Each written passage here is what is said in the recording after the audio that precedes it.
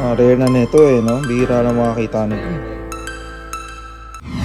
What's up guys, it's Juan. At kung naalala nyo yung may nireview tayong collector ng Marvel figures dito sa office, si Sir Abel. Ngayon guys, may mga dala siyang bago. Sobrang dami niyang dinala guys. Tara reviewin natin isa-isa. Punta natin yung bago ni Sir Abel.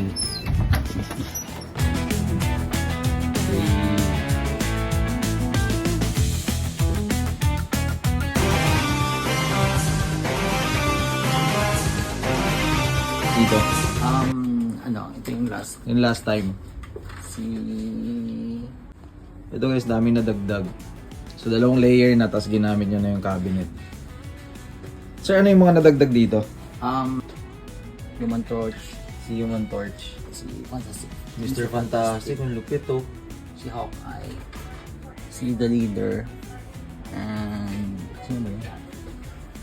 Ang yan lang. Silver Surfer, nandun ba yung Black nakaraan? Panther. Silver Surfer. Si Black Panther, okay. Parating si Polaris siya kasi Miss Marvel na bago. May bago ka pa ulit? Oo.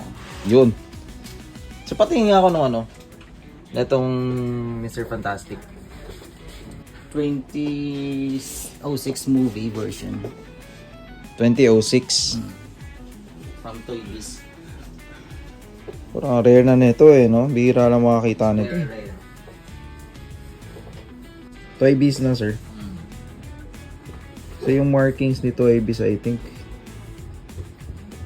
sa likod. Grabe. Ba talaga pagkagawa ni Toy Biz eh, oh. Head sculpt pa lang eh. Ganda.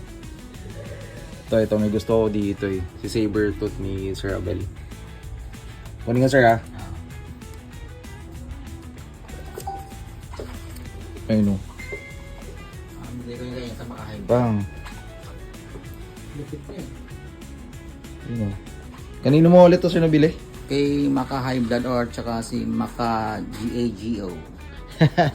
Sa kanya galing yan. Siya nag-custom nito. Custom painted, no? Paint, oh. Yung custom painted siya ni Maka GAGO, guys. Sa kanya galing yan. So, collector din pala ng Marvel yun, guys. X-Men. X-Men, specific, no? Ayos. Berserker Barrage. Thank you, sir.